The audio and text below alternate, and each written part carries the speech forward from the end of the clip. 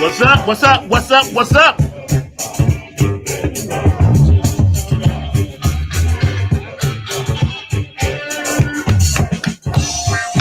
Now I know we're gonna start out a little slow today, but yo, we got a real special guest. Linda Scheider is gracing us and blessing us today. So we're gonna have an awesome show for you guys out there. Now check it out. I need you to snap your fingers like this at home. Come on. Sing it, Gary.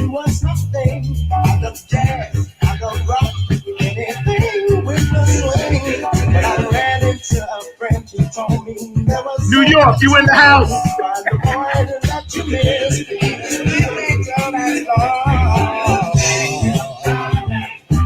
DC, where you at? New Jersey, what's up? Afterglow. Rhode Island. Detroit. Minneapolis, what's going on? Welcome to Funk from the Front Seat. Our guest today is Linda Scheider, y'all. North and South Carolina, what's up? Virginia, I love y'all. I'm getting ready to go.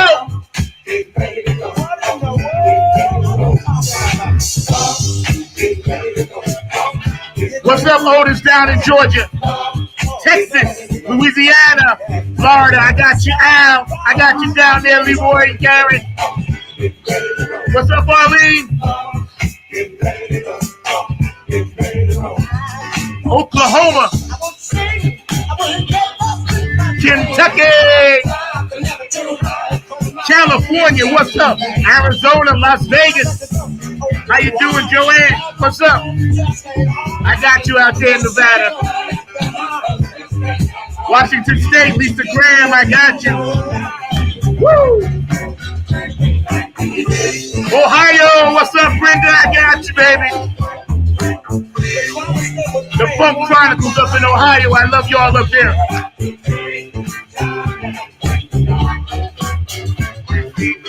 Yeah. Japan, Hawaii, Tokyo, Korea, I'm Young High, say yo. Samoan, doing the Humpty Hump. Funk from the Front Seat, live on the Grind TV. Right here, live, y'all. Woo!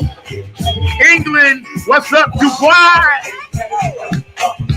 Germany, all around the world for the funk, y'all. Our guest today is Linda Scheider. I need y'all to get hype out there. Woo! Dr. Brookenstein and Philly Dilly, what's up? I know Paris is watching. How y'all doing over there? Come on, clap your hands.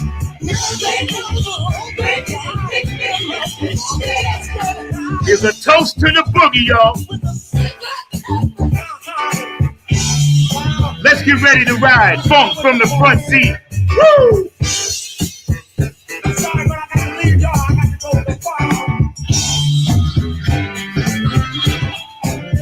Oh, I feel the love out there. I'm loving y'all today.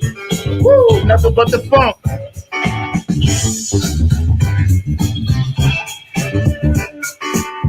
Right now, our guest, Linda Scheider. Man, shouts out to my producer, Mr. Mark Lee. The man behind the glass, making it happen, keeping it funky, keeping everything moving fast. Right now, live, Linda Scheider. Welcome to Funk from the Front Seat. Down on the Grind TV. It's so good to have you, Linda. Oh, darling. And how you doing? I'm great. And yourself? I'm okay. I'm hyped. I'm still hyped from last week. Let's think. Last week, this time we were hanging out in the farmland. Okay. Yeah, we were funking like crazy. Y'all got down. Really? Yes. Great job, fella. Great job. Wish I could have shared it. Yes, it was like a big family reunion thing. Yes, it was. You know, it was amazing. It just had so much energy and so much love, and you know, everybody just doing their thing, you know. Yes, I wanted to give a shout out, and I know you as well, to Brian Smitty and his family. You know, obviously, Brother Quentin, you know, passed on, and I just wanted to acknowledge that to all the fans out there that's watching. Yeah, that was a shock when we heard that at the jam last week. Yeah, it was. So it was. Regards to the family. Best wishes to everybody. Thank you. That's right. That's right. That's right. And there's a few things before we get started. I just want to acknowledge. I know it's Boogie Munson's birthday coming up, so I wore his toast to the Boogie shirt today and the hat for Boogie. Obviously, we came on with something that Gary did, so the Shider's in the house. Yes, And also yes. too, it's Breast Cancer Awareness Month. And I just wanted to make everybody aware out there, it's something serious that we should not forget about. Hi, Sonia. How you doing, sweetie? It's something that Hey, we should not forget Sonia. about. Yep. And I just wanted to acknowledge a couple of those things before we get into everything. First of all, say thank you for coming on the show again. You're a regular. I love My to have you. pleasure. We got a lot of stuff Always. to chop up. So how are you and your family doing? Everybody good? Everybody's good. We've had a nice sunny day today. It's supposed to get really crazy later on, but so far it's nice and sunny. I just took my walk, my power walk, which I try to do every day. Yes. Get my juices flowing, Yes. So everybody's good. Everybody's good. Good. And for those of you out there wondering why I'm not in my car, it's because my ship is in repair. So you'll see me back in it at some point, who knows. But for now, the show must go on. Funk from the front seat. I'm right here in the front seat. And I want to acknowledge, look behind me, some of Curtis Wilcox's artwork. Yeah, I see those. Yeah. Yes, and I had to put that up today. Something I can't do in the car. I love you, Curtis. I'll be calling you soon. So, Linda, there's so many things that's going on. When we was talking the other day, I wrote a whole list. I did, our ideas, and we had our little pre-prep meeting and everything, And there's so many. First of all, the world right now is in a pivotal crisis kind of place. In chaos, yes. Yes. And starting, let's just say, from the top down. And I'm talking about, the president and, the people that actually supposedly run the country. Where do you see, and this is just an assessment of President Biden and Vice President Kamala Harris. They've been in office now since January. Mm-hmm. And where do you see progress, and where do you see something that they could have possibly been pushing a little harder? And you can get specific on it because we got plenty of time today. Again, our guest, the beautiful, lovely, amazing Linda Shider. Obviously her resume speaks for herself, so welcome everybody. Stay active on the chat line. Where do you see us going with our current administration? I don't see us going very far very quickly. And I'm kind of just disappointed in the Democrats and Biden, especially because of all the promises he made when we helped him get elected. I don't see the George Floyd bill going anywhere. I don't see definitely the intensely important voter bill going forward. Kamala Harris has been almost invisible for months. I don't know what she's doing behind the scenes, but she's pretty much been missing in action for quite a while. I seriously think that we have to really let these Democrats know that we are not playing with them. They should stop pussyfooting around with these Republicans and get some stuff done. It's ridiculous how things are going downtown.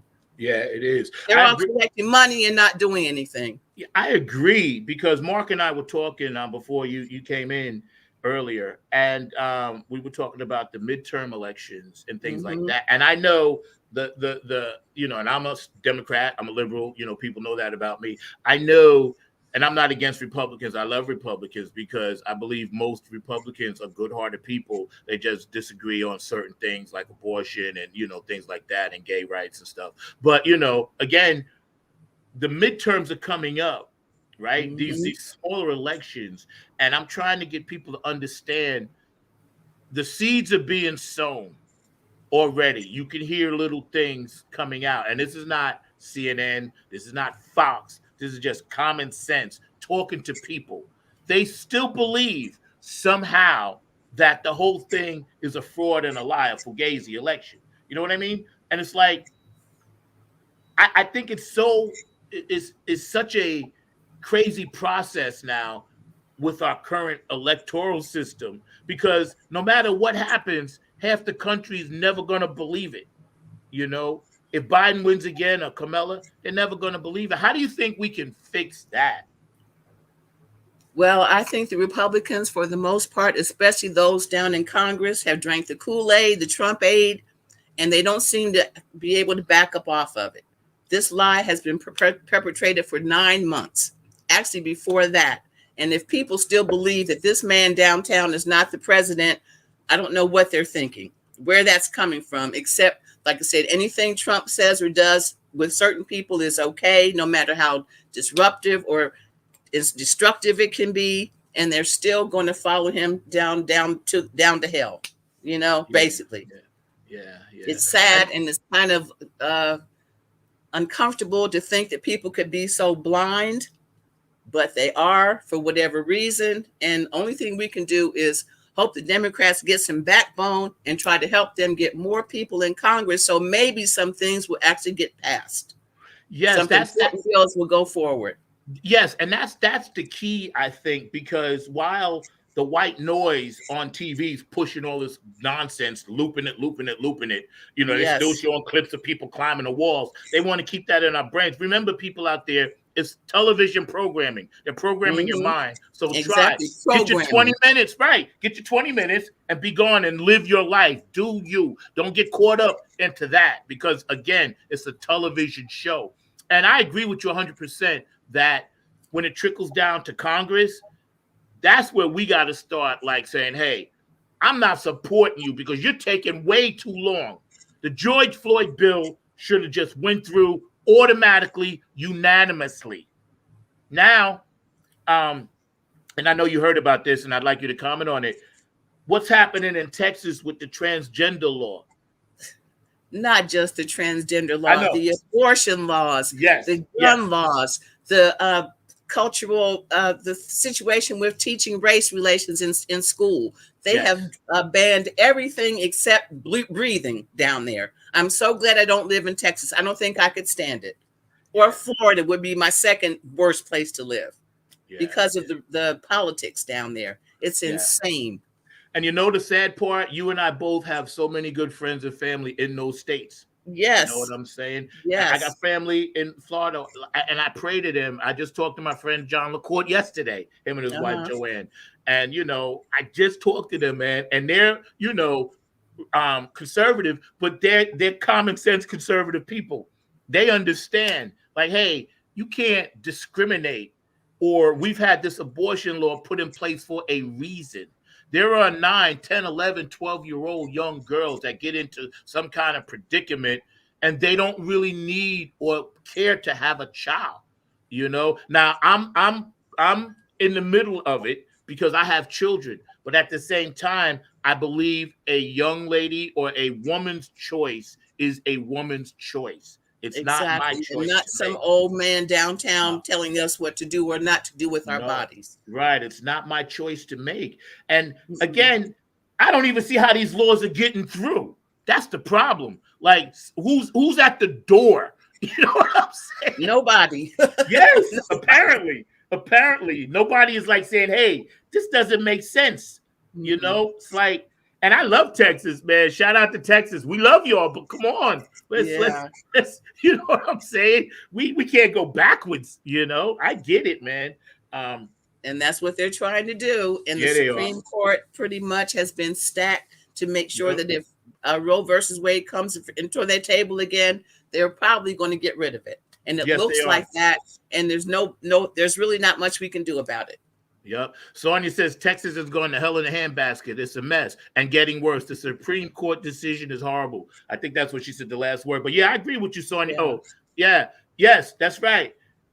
Yes, because again, you're right. Because the Supreme Court, like, the court over the land.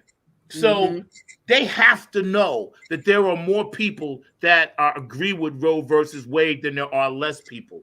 That's how the law got passed in the first place. Yeah. I have daughters, right? And any young lady, any woman out there, it's your choice. Like, men should not be even buttoning your business. The politics. That's right. So, you know what I'm saying? Sonia said the politics. I call them, dirty prostitutions and high priced. You know what I'm saying? I was talking to a nurse last week when I got my booster shot. And we were discussing this situation, and she was like, well, there's always the morning after pill, and that babies are actually viable after a certain amount of weeks. And this is the kind of rhetoric that kind of perpetuates the pro-lifers, Yes, yes, that we yes. don't have the choice to decide whether we want to be parents or not. Can you imagine how much abuse takes place with women and a child that they didn't want? Yes, yes, How that yes. can be like something like, especially someone that's been the victim of rape or incest, and to have to Exactly. raise that child and look at that child's face every day, knowing where it came from, Exactly, exactly, the kind exactly. of repercussions that can bring about the development of this child and their environment.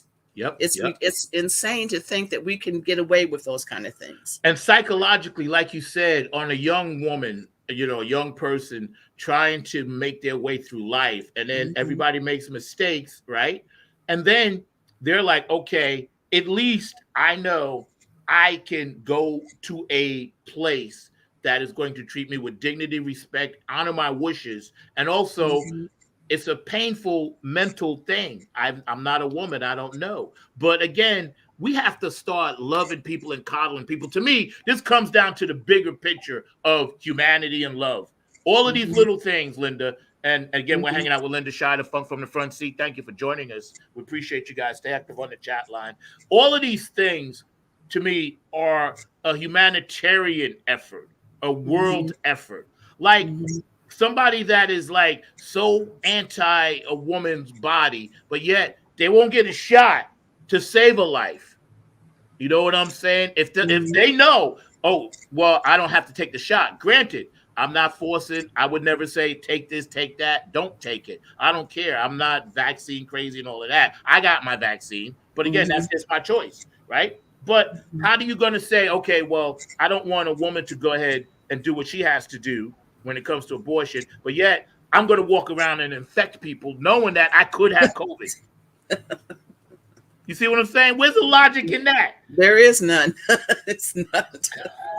Then you're There sending your is child to none. school, right? And you don't want him to get protected or her to get protected. You're fighting, but then you're like, no, but you can't have an abortion. I just did. No, I mean, damn. Getting back to the vaccine again, I have grandchildren that have gone to school. School started like right after Labor Day. Uh huh. Within a week of school starting, they had been out of school for 2 weeks because of COVID issues. Yes. Yes. Nothing had been fixed so that they could go to school and be healthy and safe, but Yes. they insisted that they go to school anyway. So my Yeah. grandkids have been out of school more than they've been in ever since school started. Yeah. One It's went out for 2 weeks, and then sure enough, because his sister was in the same school, they both had to stay home. They went back for a few days and once again had to come home for 2 weeks because of yes. this. Yeah. And you're right. And I'm glad you brought that up because again, I'm looking at the big picture. In a case of a national world disaster, sometimes I think, okay, the United States, I think we should become one thing when it comes to that. Like, in other words, what you're doing up in DC, we should do in North Carolina. What they're doing in Mhm. Cali, we should all kind of do the same thing because the virus it's the same thing. It's not like Mhm. you're catching a different virus from us. So, you see what I'm saying? So, if we're Yeah. trying to fight this thing, piecemeal it, we can't do it. Now, I must Mhm. say, to the credit of the governor here in North Carolina, we have really rolled it out. I mean, every day I get a call from the school. If one child is infected in my daughter's school, every parent gets a call to see if your Yep. child has been near that child.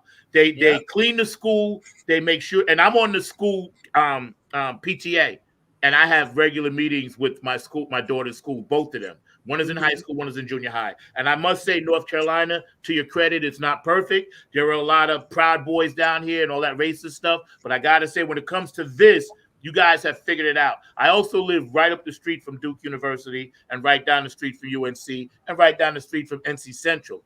And from what I could tell so far, it's 70% on the positive side, masks, vaccines, and people taking care of themselves. Now we always got that 30%. Let them do what they do. Thank you, Sonia. But from what I can tell, certain states have figured it out. Mhm. You know what I mean? And again, we should model that. We shouldn't be like, oh well, this state is doing really well, but I'm still gonna like, screw this up just because I disagree with the president. Because that's what this Mm-hmm. comes down to.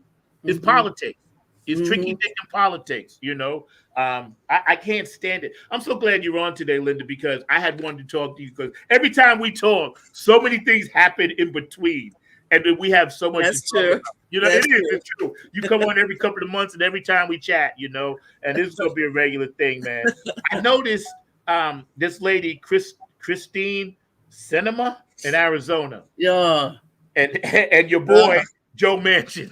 uh, Let's get on them. don't Let's get talk me about started on either of those two closet Republicans, okay? They cannot tell me that they're really following the Democratic format because they are so out of touch with what's really going on around there. It's insane.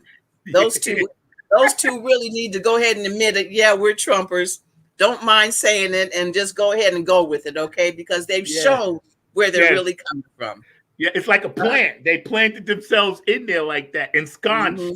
And now Manchin we're like, has never been so popular as he's been since Biden became president. Okay, exactly, all of a sudden he's the controlling voice in any bill that goes through. Yes, he loves that too. Is yes, that of course that rush? His ego must be intense right now, right? Because you're right. Nobody never knew who he was 2 years ago. Exactly. Now all of a sudden he is the go-to guy for everything and saying no to most things. Yeah. Bye. See ya. And Cinema's got some competition down there, and I hope that she gets sent home because she's just doing nothing. Like I said, they're collecting money from us to sit there and twiddle their thumbs.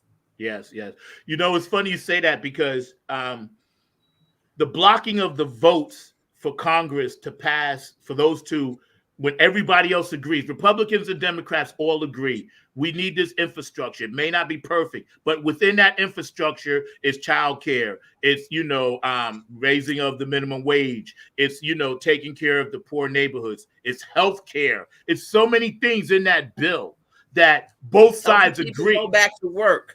Right. They could afford child care and they have all these obstacles out of their way. That's right. Some things that make perfect sense. Yes, that's right. And people can go and actually read this bill. If you do the work and you want to actually see what it's about, I looked at a little bit of it. There's websites you can go to from the White House and you can read what these people are working on. And that's why I think most people, common sense, they weren't thinking Republican or Democrat. I'm thinking, if I got to drive across the Verrazano Bridge, is it going to fall? Exactly. That ain't Republican and Democrat. That's self-preservation. And we've had bridges fall down in this area. Amen. I've seen it across the country. And you would think that would be a red light. Yes. We need to fix this stuff. Yes. But hey, twiddling their thumbs. That's right. And you know what? In the areas like Louisiana, the flood areas, Oklahoma, those areas, when they get bombarded, even New York, even look what happened with the flood by you guys, right? And Jersey and everything a couple of months ago with that storm. When that stuff constantly gets bombarded because of climate change that it didn't used to, that stuff is already like 60, 70 years old. They built it a long time ago. Let's not talk about buildings collapsing in Florida. Exactly. Oh, my God, yes. Yes. Again, nobody's thinking about that.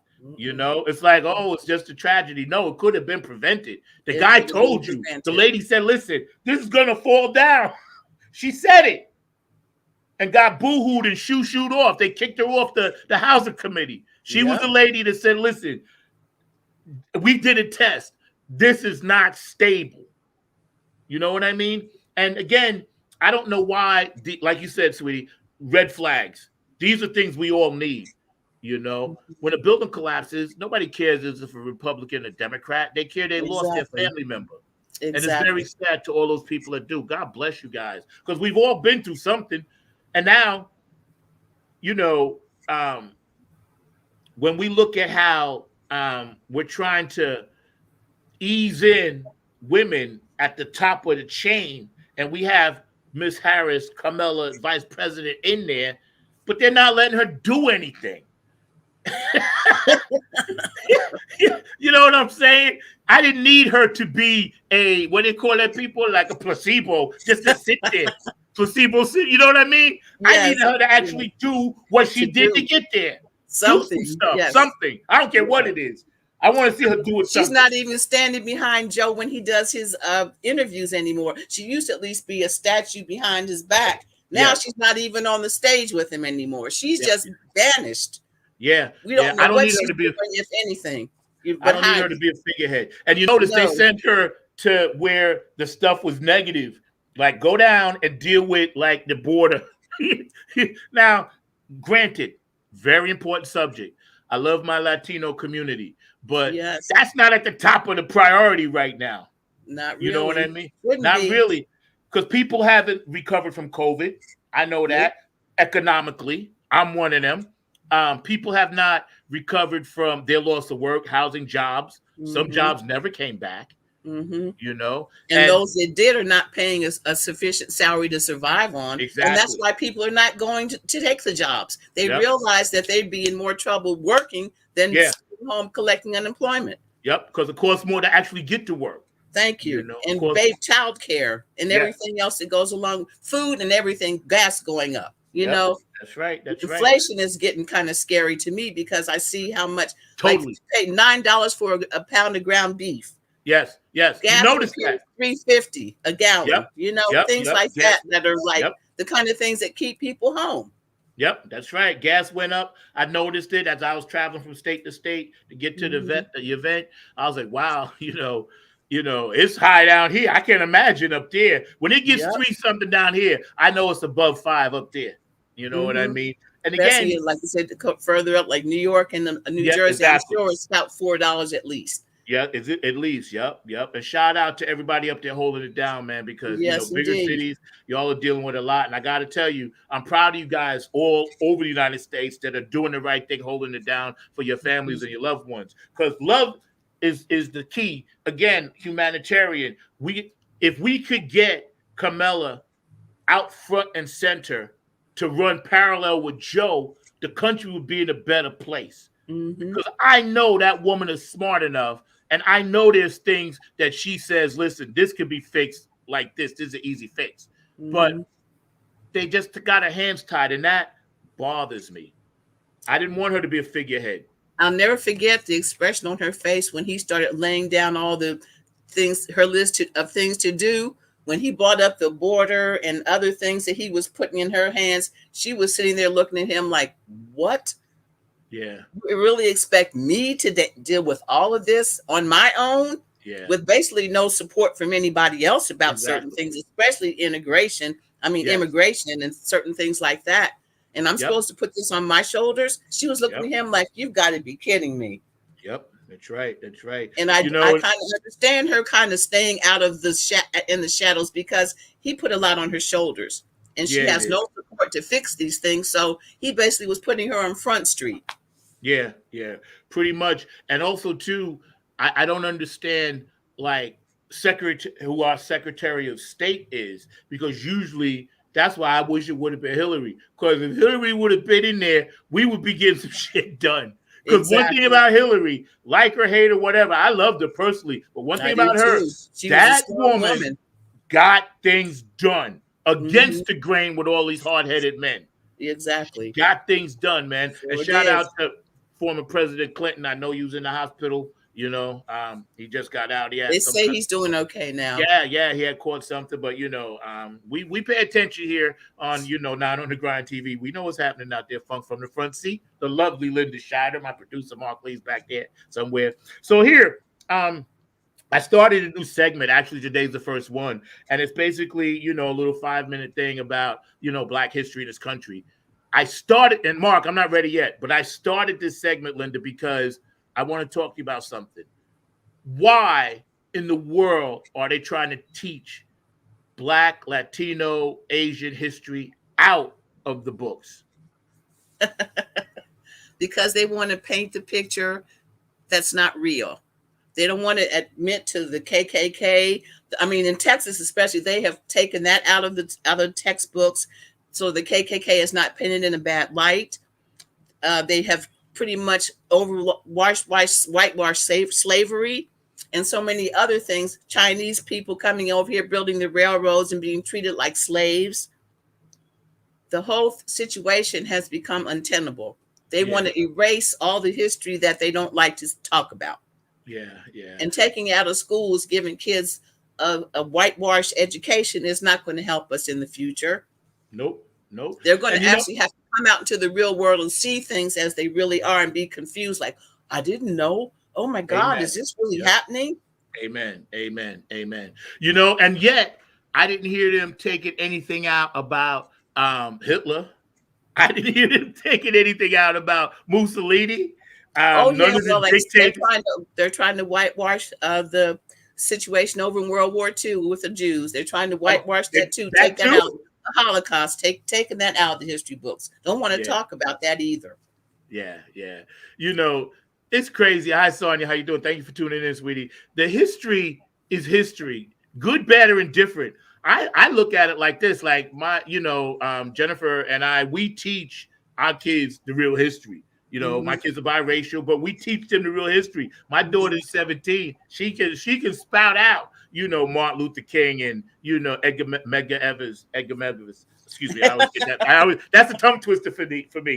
Medgar Evers. She can spout that out because she knows, because we taught her that from the get.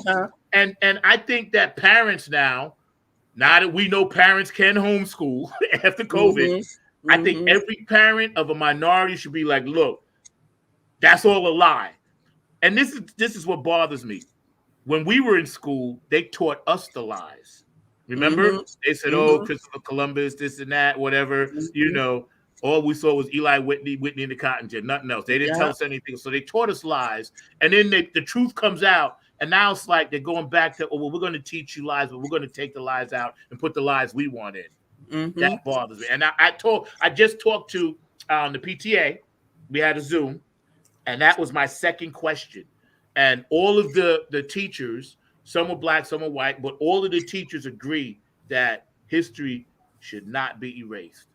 Should not be erased, And again, it's sad. It bothers me because, again, humanitarian. Why are we doing this? What for? And then what are you going to replace it with? Okay, say they take out all the history. What are they going to put in there? That's what are you going to do? Class is going to be 10 minutes. That's it. That'd be a watered down version of the truth. What are you going to put in there in its place? It's crazy. I went to Catholic school, and we were taught that our religion was the only religion that was true. Yes. To come out of school and see the truth about we're not, and especially after all the pedophilia in the Catholic Church, I got very turned off and started searching for other things because I found it inadequate and very, very, very racist, very uncomfortable to be walking around thinking that we were the be all end all because we were Catholics, so there's so many things that we are dealing with as far as like teaching our children the right and wrong and the truth about the world that we live in. That's right. It's funny you mention that because we used to have in junior high school, some kids would leave early to go to Catholic school because they were making their communion or something, and they would be in the uniforms, whatever, right? And I would always wonder, and I would go home and ask my father. He was a Baptist minister. I grew up in a Baptist household, and I would ask him. I was like, "What's the difference?" And my father was very open-minded. He was like one of the most liberal preachers you could ever. He was a preacher, but he always said, "Listen," he said, "religions are like neighborhoods, communities." He said there's good and there's bad. He said, but the main thing to focus on, and he would be writing his sermons and I would ask him questions, but he said the main thing to focus on is it's all metaphorical. And he explained to me what that word meant. He said you have to take everything in context. Because I asked him, how can a guy named Jonah live in the belly of an animal for 3 days? I literally asked him that when I was young. And he said, no, son. He said, no, it's metaphorical. It just meant that God had him for 3 days. Because I was thinking as a child, you get the picture of this stuff. I'm like, oh, Jesus walked on water, this and that. And he's like, no, metaphorical. He knew he was a fisherman. He knew when the tide was low. My dad broke it down to me. So it appeared that. He did. He said, no. He was a fisherman. He said, think about it. He fished. He knew the tides, high, low. Same with Moses. He led the people through, but he knew when the tide was low. He didn't part the thing. You know, so my dad, God bless him, he had me hip to this in the 60s. And the thing that I wondered, and again, I married into Episcopal, so I know that's Catholic light. Uh-huh. And I used to say Catholic light, that's what it is. Not yeah. as much up and down, but a lot, enough. I said, wow, we're standing up and down a lot, man. I said, this is a lot of knee work. Yeah, your knees get a little sore, you know, your knees. Yes. Yes. And it was at that point I started understanding Buddhism. I swear. I left all religions. My ex and her family, they was fine with it. I was like, listen, y'all do you. I can't do this picking a religion thing anymore. It's too much. I got Muslims tearing down the Trade Center, you know, fights overseas, people over here, Catholic, Jew, this, that. I can't. I got into Buddhism about 30 years ago. And it's been, and I'm not a Buddhist, but I follow that and the teachings of Jesus, and that's all I need. And then people like you. I learn from people like you, you know. I had a stepdad that was a son of a Baptist preacher. I studied Buddhism, kind of looked it over myself. Muslims, I dealt with that for a few years. And then I found that for me personally, I thought it was too anti-female. The walk behind and having to be in a polygamous relationship and all the things that were, you know, I was like, wait a minute, my mind can't wrap around some of this stuff. I'm too independent to be feeling I have to be subservient to some man, you know? So that didn't work out for me either. And right now I'm kind of like, I guess Unitarian, I would say. I don't see any religion as the religion. I just think that if we all believe in God, no matter how we talk, what we call him, we're on a good foot. And that's what I believe in. I think that because really, again, I've been trying to understand my place as far as the humanitarian side of life. And I think that's one of the most, the biggest lesson that I've learned in life is that at 63 years old, where I fit.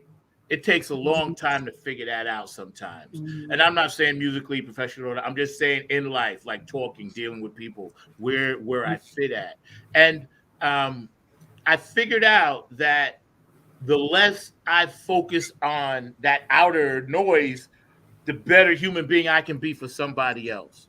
You know, and I've been blessed to do this show with basically nothing, and people support it, and people like you come on. I mean, God, you know, you're an A-lister, and I'm talking to Linda Scheidel. You're my friend. I can pick you up and call you anytime. To me, that's how the connection God has connected light. And I wanted to ask you about the Indigenous Peoples Day, because we've tried to change the name. The president said, okay, it's not called Columbus Day anymore, Indigenous People Day. But there are a lot of still Black, Latinos, Mexicans that are still Native American. We forget that. It became President's Day, Indigenous People Day, all lumped together, just like we got the shortest month in the year for Black History Month. You know, kind of like there's a little snideness to how they've done that, you know? Yes, it is. Yes, it is. And I always said that when people thought I was crazy. I was like, why do we have February? And you know what I'm saying? Like, leap year, so what? But why do we have February? You know what I mean? It's the shortest month, you know, and it's in January, and nobody cares. We seem to be, you know, in the scheme of things. Yep. Very. And I think too, once if we can get a lot of young people, you know, like the young people supposedly can flip the vote in Texas if they all come out. So y'all better come out and vote. Young people, I'm calling on you. You know, it's your time now. If you want this country to be what it should be, it's your time. Do not sleep on the political power you have. Exactly. You know? Very important. Because I look at all these young people and they're on iHeart Radio, millions and millions and millions and millions of young people. If they can do that with the music, you can definitely change your communities. Like some are. A lot of young people are doing great things. We just need more of you guys to come out. Got to start from the grassroots, from like the Board of Education, the local legislators, the governor, the mayors, those who are making all these abstract, insane decisions. They need to go bye-bye. Yep, that's right. And the youth can be the powerful entity that make that happen, for sure. Right. That's right. That's right. While we're going to take this quick station break, we're going to advertise P Funk Radio. So my man Mark Lee back there, and then we're going to come back on the other side. Linda, you hang out. You're watching Nine on Cool. the Grind TV, Funk from the front seat. I want to get into Francis Hagen, the whistleblower on Facebook. We're going to talk about that, and then we're also going to honor this gentleman, Tamil Black. So we'll be right back. Mark, run that commercial for us, please. I love Mark. Hey, this is Keith Jackson with P-Funk Radio, inviting you to check out my brother Zach Robinson with Funk from the Front Seat. Saturdays, 12 noon on the East Coast and 9 a.m. on the West Coast. It all happens on 9 on the Grind TV and also on YouTube. Great guest, great conversation each and every Saturday. That's Funk from the Front Seat with Zach Robinson on 9 on the Grind TV and YouTube. Check him out. Thank you, Keith. Is good people. That's one of my very good friends. I love Keith, man. Always been so supportive over the years. Got to give him much love. Yes, he has. He supports this show, and I have a lot of people to help out, but Keith is always there. And also a shout out to Gabe Gonzalez and Larry Funkster Jones and Robin Circle of P and my man down in Texas, Philly Phil, we love you. Tony Cam, I love you. Joe Keys, Afterglow 92416, Linda Scheider, Garrett Scheider, and all their beautiful projects. And I did get a chance to see your great grandchild that Gary was holding, right? That was his grandchild. Indeed. Yes, I did. I gave him a little blessing. I did. I didn't get no pictures. But now. Yes. I didn't get no pictures because everybody was hoarding the pictures. And I'm like, I don't need to do that. I know y'all, so I don't need to be, I'll get my pictures in time. I consider myself family. And it was so good to see his face because, it just changes you. You have a child and you have a grandchild, it's so good. And you're doing music. It's a blessing, man. I told him, that's a real blessing, man. Shout out to Donna. I love you, Donna, Otis, and, Q and all the good stuff y'all doing. I'm repping Boogie today because it's birthday, all the good stuff. So y'all, go on those websites, man, and support each other. Black businesses need to support each other. Latino businesses need to support each other. We as people have to start taking matters in our own hands. You know what I mean? We can't wait. We need togetherness. Takes a village. So this lady, Francis Hagen, the whistleblower, Facebook. What do you think about that? I think that it was time somebody spoke up about some of the things that they have been doing and allowing on that platform. At certain points, I really don't like to go on Facebook because I don't agree with their politics. I know it's a good place to get, notice and keep in touch with people, but I think their politics need much to be desired. Letting so many things go on that platform that are so anti, racial, political, all kinds of things that are just like, whoa. Yeah. You guys need some kind of somebody needs to put the brakes on. Yeah. I agree with you. If I didn't have to be on it as artists and as people that, are in the business, we have to do social media. That's just the way of the world. But so many times, I try to lean towards the positive. I'm not really into that negative. I know people have opinions and I read everybody's opinion. I respect everyone's opinion. Even people that don't agree with me. But I think because in my opinion, my humble opinion, just because you have an opinion doesn't necessarily mean you got to force your opinion on somebody else. And if they don't agree with you, now you hate them. We got to that place in this country. And it wasn't never like that. It used to be a time, and I'm not saying, black against white, because we know we're the downtrodden. I'm just saying it used to be a time where I could disagree with you or you could disagree with me. And we were like, okay, let's go grab a sandwich. Yeah. Now it's like, go to your corner. Go to your corner. I hate you. I hate your family. I hate everything about you. And then the hate trickles down. Oh, I hate your car. I hate your school. I hate your kid. I hate everything. You know what I mean? Hate is just running rampant. People, please stop hating just because they don't agree with you or you don't agree with them. You don't. Or they look different than you or anything. Or their religion is different from yours. Yes. That's right. And I don't understand why people can't see the forest for the trees, because the more negative energy that's out there, the less productive we are as people. That's a fact. A scientist will tell you. If you think negative, your brain's going to turn to mush. You know, I'm Yeah. a victim of that. I know what that's like, and I'm trying to help other people get out of it. Mhm. And here's what I wanted to ask you. Remember when she came out that day, Facebook went down for 5-6 hours. I kind of thought Coincidence or that no? might have been a ransomware situation, and they didn't want to say it. Yeah. It was kind of weird that on the timing of it, but the way it looked to me, and I mean, in my heart, I kind of really believe it was a ransomware thing, and they paid it, shut these people down, and came back online. I Yeah. really do, and I don't think they wanted it to be publicized. Yeah, I had never seen that before. And I was on Facebook when it went down, doing my work, whatever, social media, and it's like, oh, your Facebook's down. I call the cable company. I said, yo, what up? Right? They said, nah, cable's fine. I said, yo, social media is out. Then I saw on the scroll, I was watching one of the news stations, and it said Facebook and Instagram hacked down, whatever, right? I was like, oh, this is bigger. And at the same all time, 3 of their platforms gone. yes, for 5 they were hours. showing, yes, WhatsApp too. That's right. They were showing the lady whistleblowing as the scroll was going. And I was like, now this is some BS. You got the lady whistleblowing, talking about Facebook, and it's on the bottom. You know, I was like, come on now. You know, this is a great TV show. Gotta tell you, reality TV, I love it. It's crazy, man. It's crazy. Yo, Mark, what you doing back there, man? Come on in and say hi to Linda. I want to talk about this gentleman, Tamil Black. This is our Black History segment. It's going to be Latino history, Black history, Mark. Asian history. Every week on this show, we're going to highlight someone that we pick or Mark picks or my guest picks. And we're just going to let people know about this gentleman. I'll give you a little insight. This gentleman, Tamil Black, Timuele.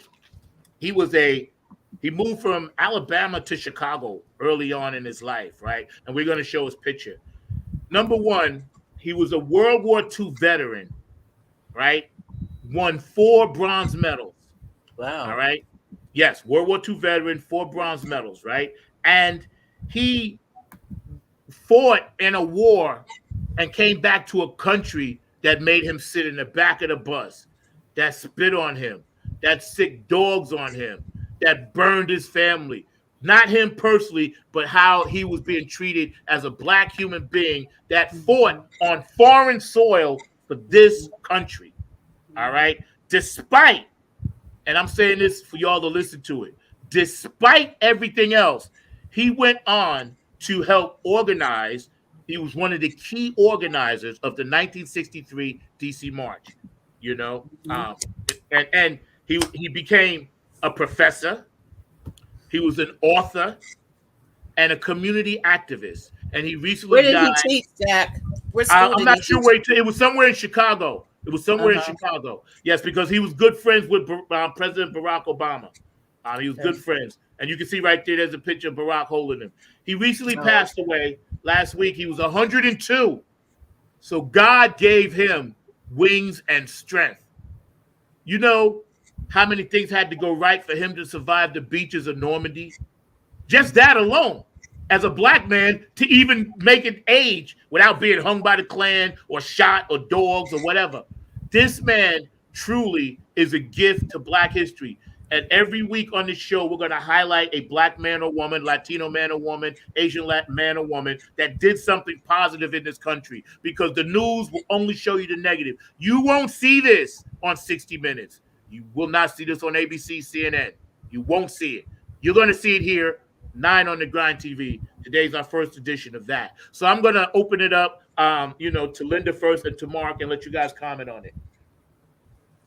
Well, I know that most of the GIs, Black GIs that came back from either World War I or II, were greeted with racism, as if nothing had ever happened, that they hadn't got those medals or they hadn't been over there fighting.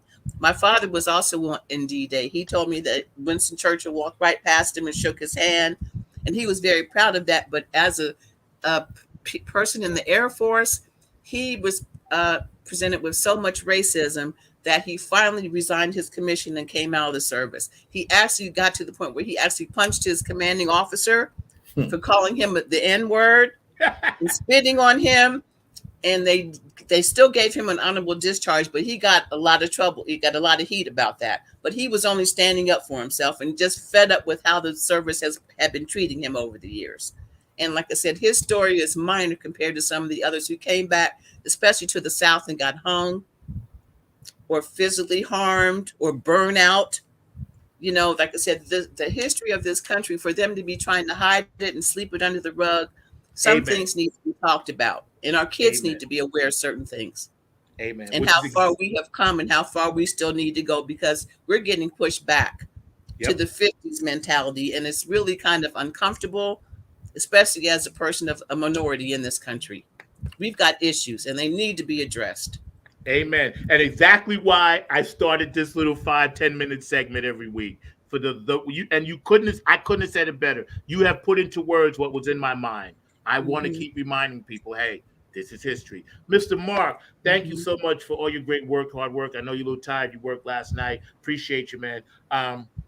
Mark, Linda, Mark. Mark's one of the Yeah. best producers around. Mr. Mark, please tell us your thoughts and comments on this gentleman, Mr. Tamul Black.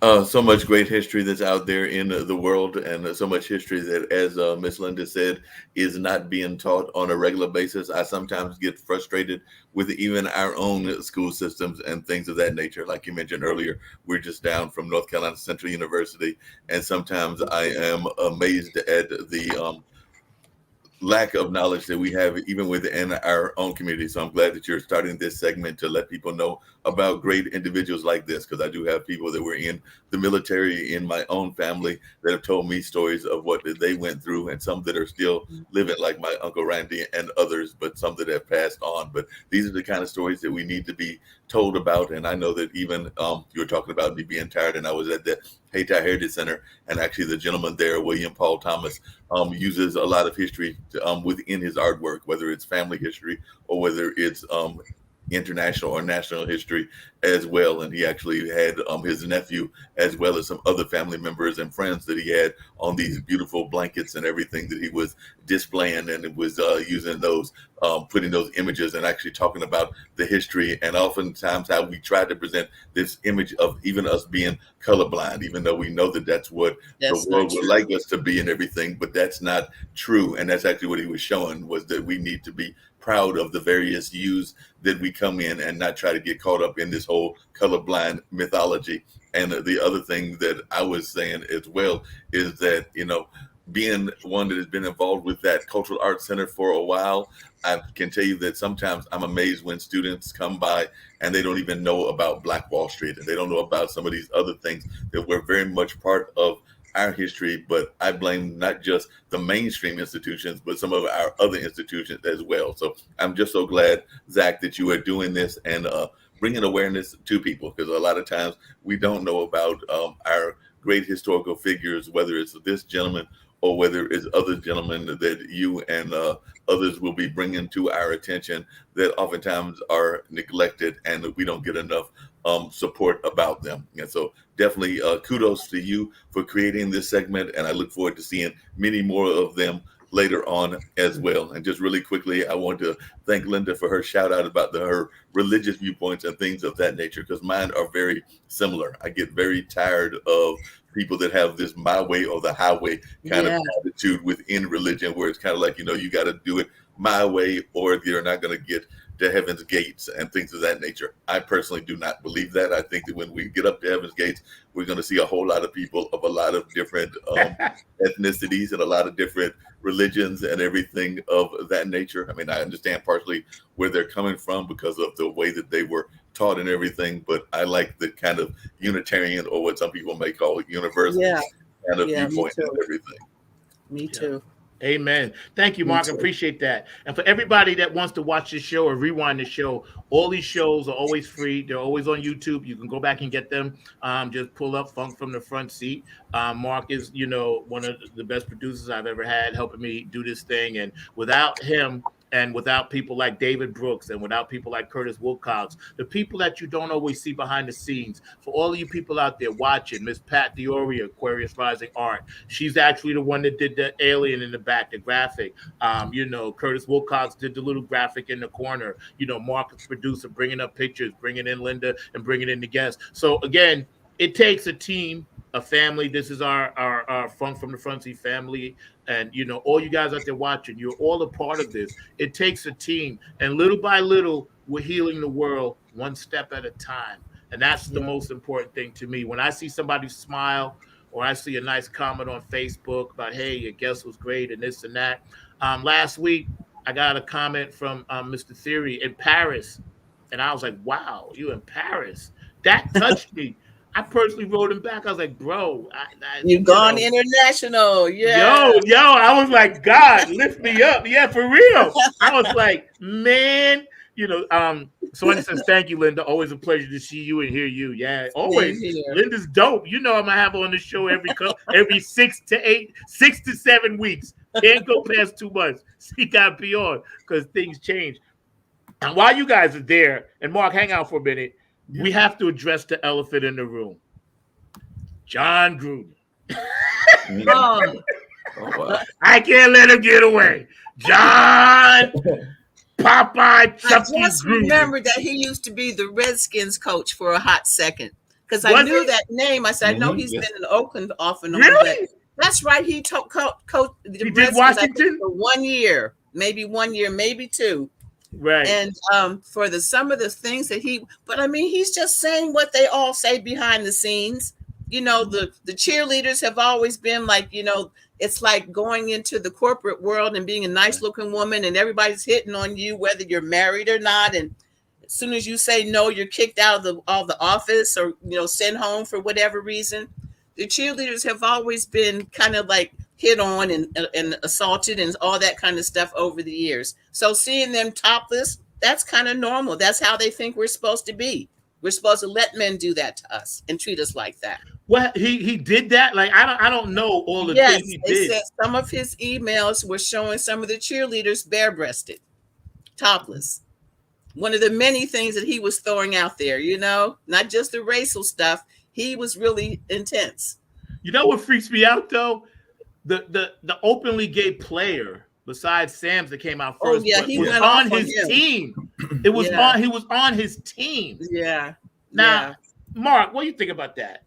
I mean, what has been going on has just been crazy. I mean, as I mentioned to you before when we were getting prepared and everything, I heard of our lieutenant governor recently coming out with some remarks against the LGBT community, particularly calling them filth and calling them things along those lines. And I'm sitting there going like, wait a minute, this is a brother that is in politics and he's going to make statements where he feels that Lieutenant Governor in Texas, is that who this is? No, this is the lieutenant governor right here in our state of North Carolina. Oh, wow. The Texas guy's not much better. I can't remember his name, but he says those kind of often. And you're a black man talking this kind of smack? Ridiculous.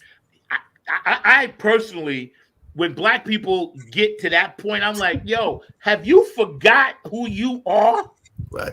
You hypocritical. You are opposing the very things that you're a part of. Yeah. Just because you're in politics and you're a Republican or independent, your skin is still black or brown.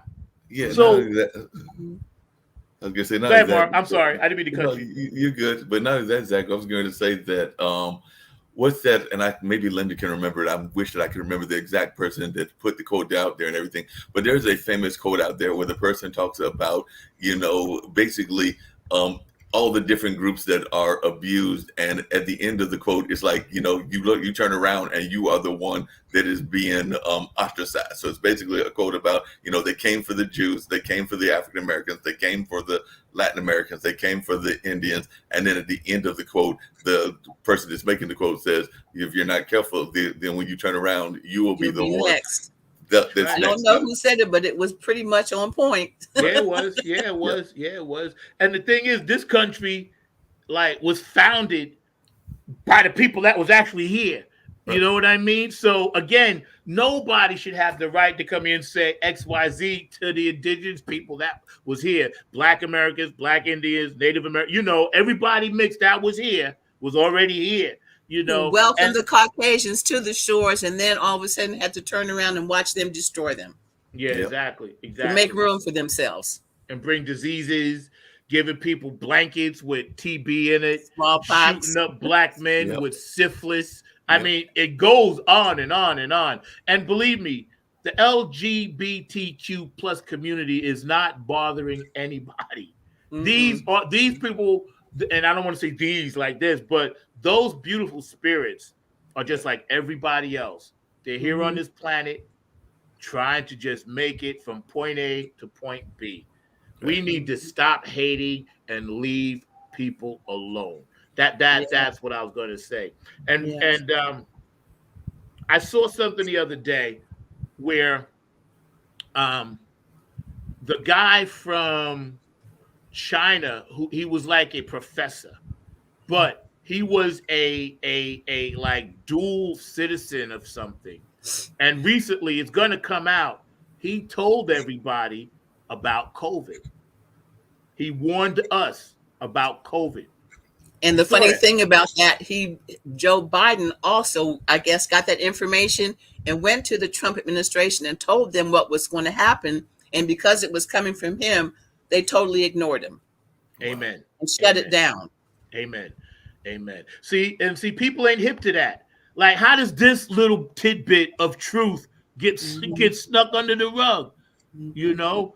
And to Trump's crazy ass credit, you know, he's like, oh, it's Chinese. He was spouting China virus. He did have some truth to it, but he was just bullshitting so much and just trying to bullshit the country and rob the country. He didn't realize how much of a threat it was going to be, because I watched what the guy said.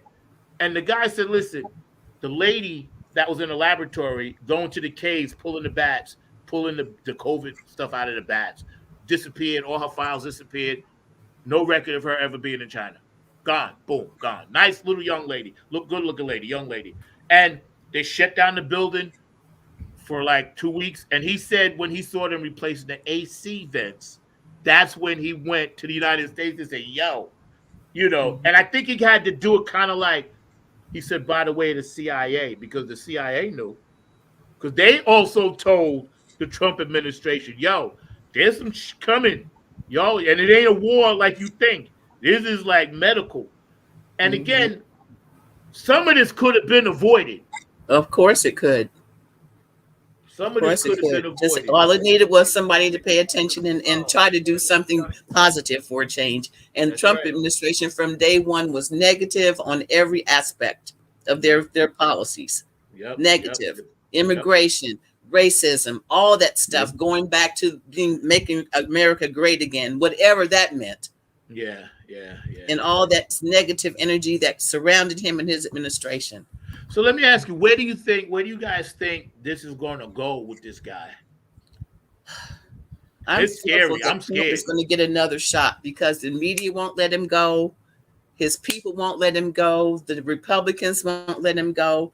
And God forbid this man gets another shot at the White House, because I think if he gets in this time, he's going to go for authoritarianism and try to stay there like Putin forever until he dies or something, you know? Yeah. We can't let that happen. If Republicans are in the Congress again, they'll make that happen for him. They're that strung out with him. They are. We can't let that happen. Yo, Mark, before you jump off, I wanted to ask you real quick, what do you think people can do on a local level? Well, one thing, like you've mentioned before, the local level, we definitely have to pay attention to our local politicians. I know that Linda has mentioned that several times when she's been on our show, and I definitely am a big fan of that. We're actually about to have, because the other candidate dropped out of the race, so we're about to have our first African-American woman mayor here in Durham, North Carolina. So big shout out to Elaine O'Neill, who will become our next mayor, because it was going to be she won. Well, basically she won because it was going to be the two of them, and her opponent backed off and withdrew earlier this week. So even though it's not been official, because you still have to go through the election process, it's pretty much a done deal that Elaine has won, because it was basically going to be a runoff between her and the Latin American woman candidate. So that being said, Miss Javiera Capoeira, who's actually a friend of mine and I've known her for a while, decided to pull out of this year's election. I think that she will stay in office as city council person, so she will still be involved in our local politics until 2025. And it's my speculation that she will actually then run at that time. So I actually think that we'll probably wind up in Durham having our first African-American woman mayor, followed by our first Latin American woman mayor as well. So we definitely pay attention to the local politics and things along those lines. And then, but not just the mayor's race and the Senate races, but also those offices that a lot of times we don't think is being important. Like Linda said, the school board, even the water commissioner and things like that are very much important things that we need to pay attention to. So, and I'm not a big fan of just getting the endorsement letters that we get oftentimes from the different interest groups and just kind of like voting along the lines of what they tell you to vote. So I'm asking everybody that is listening to our voice, no matter where they are in the world, if they are in places that have free elections, pay attention to your candidates and pay attention definitely to your local candidates, and definitely try to make your own evaluations. I mean, you can use those as guidelines for people that you might want to look more closer at, but don't just depend on the newspaper endorsements and the endorsements of these special interest groups. Make decisions for yourself. And the last thing I'll say before I drop off and everything is that even in the national and level, you definitely pay attention to what's going on, because right now we're in the middle of one of the largest law enforcement investigations in U.S. history, which is about that insurrection that took place on January 6th. And I'm hoping that we actually get some results from that, and it doesn't just become window dressing, that it doesn't become just something that nobody actually gets punished for what they did, because that was a serious insurrection. And that was actually, in my mind, very much things that a lot of those people need to be tried and convicted. I'd have no problem with them being convicted for treason, because in a lot of ways it was a treasonous act. It was treason. Go ahead, Linda. I don't know if you're aware of the Capitol Hill policeman that was arrested. I think it was yesterday. They found that he was emailing to people in that terrorist attack, telling them to take their stuff off of Facebook and erase their footprint online. And they found out he was doing that and put his behind in jail. I think he was the one that was taking selfies with people when they were coming through the door. Good. He looked like the same guy. I'm not sure, but he kind of looked like that same guy. He let them know that he was agreeing with their politics, and just to be careful, because he told them point blank, anybody that went through the door could possibly be arrested. So erase all your footprint online so nobody knows that you were involved. Yep. And they found out about it and put his butt in jail. Good. And you want to hear something ironic? In the 50s and the early 60s, America, thank you, Mark, for your time. I appreciate you, man.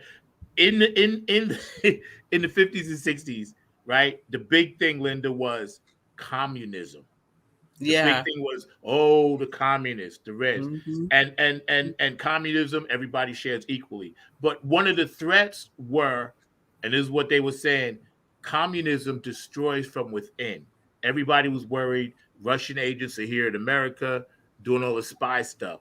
Destroy from within. Here we are, 2020, and what happens? The very people that hate communism and hate things like that and talk so bad about it, some of those same people or relatives of have the same mindset. They say liberals, they call us communists, but they're actually communists because this guy was doing what the Russians would do, destroy from within. Same thing. So it went all the way around. It looped itself. And I thought about that. I was like, well, and I didn't hear about that. So thank you for raising that subject, because that's really cool. I was like, now that you said that, I'm like, well, what did he think was going to happen? He left his own footprint. Just like Gruden with the emails. What do you think? I tell my kids, listen, whatever you put out there, you better be careful.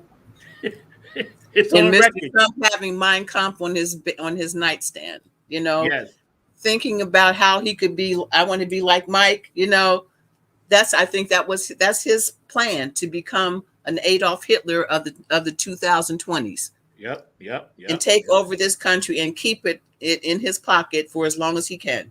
Yep, it's the Rob. You got to be careful. There's a race in Virginia that's going on right now, and the Republican is a Trumper. The guy that's running against him, the Democrat, has been governor there before, and they're knocking on him because he was talking about the situation with the textbooks. Yes. And parents deciding what was supposed to be taught in school, and said he didn't think that parents had the right to be coming up with school policy. And they're making that they're making that his negative aspect of his campaign, throwing that against him, saying that he's trying to decide what they can teach in school. That's what he's going against. Stop telling us what we can and cannot tell our kids about our history. Amen. And Amen. they flipped it around to make it sound negative, and he was Yeah, definitely yeah. coming from that pace. Yep, yep. The game of politics is all about the flip and the distraction and the Mhm. deflection and look over there Mhm. while I'm doing this. It's While become I'm such doing a this, yeah. dirty, nasty little thing that we, as the worker bees down here, are caught up in. And that's what bothers me a lot, because we're trying to constantly fight to survive every day. And Every these day. people hold our lives literally in their hands with their laws and all the BS that they do and taking Mhm. vacations. I'm paying you this much money. You working for me. You don't get a vacation. Mhm. Why are you Especially when flying you're on a not plane? doing anything to earn the Exactly. money. Yeah, you ain't. Yes, exactly. You want to take a week or two here, there, but yo, you can't say, "Oh, well, it's our annual vacation. We ain't got this thing signed." No, you should be staying there. Work overtime. I don't care. You know, it's crazy. Because they Before you sure give the get paid enough to be there, and they should be exactly, accomplishing something besides nothing. Yep, yep. And they work for us. So you people out there, remember that they work for you. Everybody Yep. out there, just keep in mind your local politician works for you. Here we are, Oh. 9 on the Grind TV, hanging out. Linda Scheid has been an amazing guest. Thank you, Funk from the front seat. Obviously, I'm not As in my car, but always. I'll have my car soon, so y'all don't worry about it. But I wanted to get into one subject before you do your closing thoughts. Cyber criminals, and not cyber bullying, because that's bad, but cyber criminals have taken it to another level. And just so you guys know out there, somebody called me the other day and said, "Hey, your electricity is about to get shut off." Now I had paid my electricity bill. They said, "Hey, your light bill's about to get shut off. This is Duke Energy," right? So I'm like, okay. So they said, "Do you live at 311 South, whatever?" Right? I was like, "Yeah, you know." They even had my apartment number. They said, "Well, listen." They said, "We need X amount of dollars to keep your light bill getting shut off, right? What's your social security number?" As soon as they said that, I was like, "Well, if you are Duke Energy, you know all of that." And then they hung up. Yeah. So now they're using senior citizens. Y'all pay attention, especially young people. They are using utilities now to cheat people out of money, saying you owe a bill. Another way they're doing it, I got a call that said, "Hey, your nephew's in jail." I'm like, my nephew? In Virginia? He's like, 65 years old. He ain't getting in no trouble. They said, "Listen, you got to come bail him out. Or you can send some money and we'll get him out for you." And they pretended to be like a bail bondsman / lawyer or something. They said, "Hey, all we need is your credit card number." I was like, click. So again, I'm just bringing this up because these are subjects that are so important. Don't sleep on these people. I Just get like IRS is after you calls. I get Social Security is after you calls. I get people saying that, "Oh, we just put $1,000 on your Amazon account because you bought so and so. Contact us immediately." And at first, I used to go for it. It's not the IRS and some of that stuff, but about my accounts. Definitely got me. They sucked me in a couple of times. At this point now, I am so against that and so aware of it. I don't even take that stuff seriously anymore. Nah, I'm like, you can't. yeah, right. You Delete, can't. delete. Delete. You know? Yep. Yeah, got to be careful. Got to be careful out there, y'all. Please pay attention, It's because I past know the a few people. Nigerian schemes. It's all across the world now. I get Yep. calls from Cambodia, Vietnam. I don't know Yep. anybody that lives over there, but they Yep. actually think I'm going to pick up the phone and let them come up with some BS and get me Yep. going. Don't go I know for it anymore. one time somebody cursed me out because I didn't let him scam me. And I'm thinking to myself, he was like, "Goodbye, mama, blah, blah, blah." And I was like, now you trying to rob me. You mad because I caught on to your scheme. He probably had a quota to fulfill. That's Yes, what it was. you're going to curse me out Quota. because I was like, oh my God, this is crazy. And I'm telling you, watch your PayPal accounts, your Yep. Cash App accounts, Yep, your Cash App. Venmo, all of that stuff, because these cyber criminals have taken this to another level. Mhm. Go to the gas stations. They got fake things they can put on there. You slide your card in and out. Yeah, When you go and to they a gas gotcha. pump, check it. Make sure it's reputable. Because, again, we have, most of us only have enough. So we don't want what we got taken away. Taken And that's away. just a word That's of right. advice. Linda, I'm going to give you the last word. Again, thank you for everybody that tuned in today. You can find us all over YouTube. Go to just type in Funk from the Front Seat. Pull up any episode you like. And thank you, Mark Lee, for being such a great producer back there. And you get some sleep and rest. This is number 9. I'm your host, 9 on the Grind TV, Funk from the Front Seat. My guest today, the very, very amazing, beautiful, awesome spirit, Linda Scheider. And I'm going to give you the last word, Linda, for anything that you want to talk about and pass on to these young people. I think we've already touched on a lot of things like politics. We have to be aware of who's running, what they stand for, and how it affects our personal lives. We have to be very vigilant about this virus that is still creeping around in our country. It's become political. I don't know why it wasn't like that when we had polio vaccines or rubella vaccines, why everybody was not about that. And this is killing people, obviously, and people are still got their heads in the sand. I mean, it's just important to be aware and alert and pay attention to what's going on in this world, because if we're on the precipice, we could either pass or fail. And it's very important to be aware of what's going on in the world around you. My blessings to everyone. Much love, prosperity.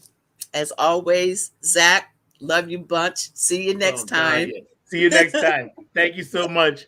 Yo, Mark, we get ready to get out of here. I'm getting ready to do my shout outs. Thank you, Linda, for hanging out with us on the front seat. We're going to pump up some music and we're going to take you out the right way.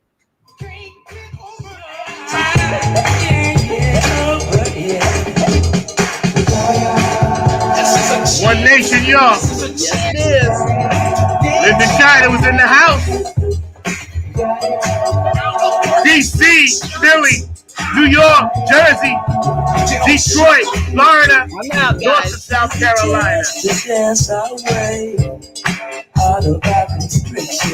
Y'all know what time it is.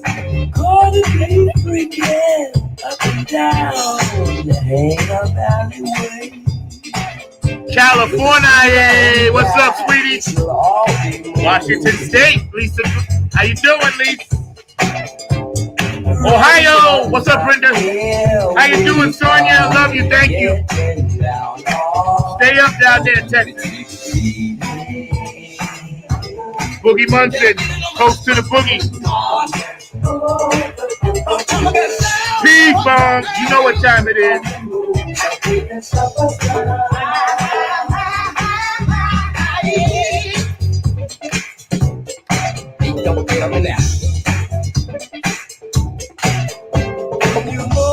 Long Island, what's up? Make sure.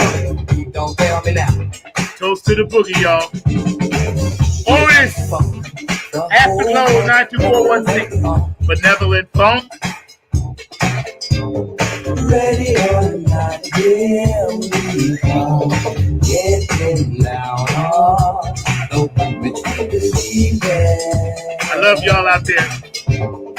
Here's my chance to dance my way Out of my constriction. So y'all go out today and dance your way out of your constrictions, all right? Canada, Australia, Dubai, Germany, England, Paris. I love y'all. South Africa, what's up? México, ¿cómo está, señorita, señora? Japan, Tokyo, Hawaii, Samoan doing the hump. See hump? Feet don't fail me now. Virginia, love y'all. You get better soon, Nikel. feet don't fail me now. Funk from the front seat. 9 on the Grind TV. And don't forget, next week, Boosie Collins' birthday bash, Instagram, all the Club Funketeers saying, ow, ow. Shout out to Boosie Collins, big brother, I love you, man. Of what you're funkin' for. Philadelphia, Dr. Brookenstein, I love you. Thank you for taking care of the website. Miss Pat, Aquarius Rising Art, love you. Thank you. Curtis Woolcock, love you. Shout out to Smitty. Mr. Black, I love both of y'all, man. Prayers up to Q. Quentin. Miss Quentin, I love you, man, Quentin. We're going to continue to funk for you, bro. And shout out to everybody that was at the Funk Fest in Maryland. Love y'all. We're going to show some pictures right now. One nation under our roof. Getting down with all the one nation. It's up and down. Here comes the phone. Here comes the phone. Here comes the phone. Here comes the phone. The whole phone.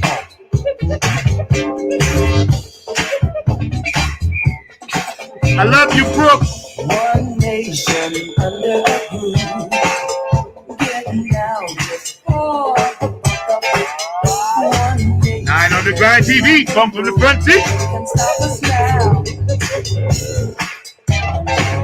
One nation under a roof. Getting down with all the one nation, and we're on the move. Can stop us now.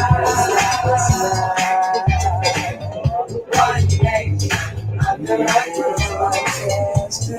That's my way. One nation, we're on the move. Can stop us now.